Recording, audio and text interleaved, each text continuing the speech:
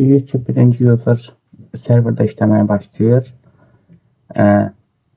Sonra 4 user hər biri x byte-da, x-də 200-dən 400 byte arasında dosyalar yaradırlar. Birinci user'ın 4 kilobaytdan böyük dosyası neçə byte sonra yazılacaq.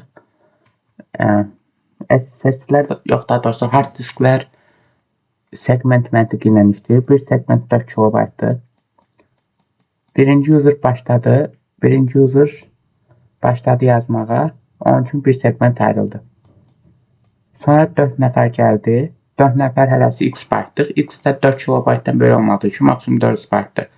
4 nəfər üçün hərəsi üçün də bir segment ayrıldı. 4 nəfərin hərəsi üçün bir segment. Yəni ümumi 5 segment ayrılmış oldu.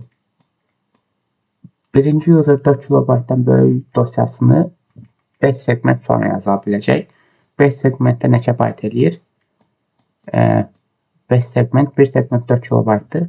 5 segment 20 kilobaytdır. Bu da 20 vurmun 24 byte'dır. Bu da 20.000 neçəsə eləməlidir, 20.000.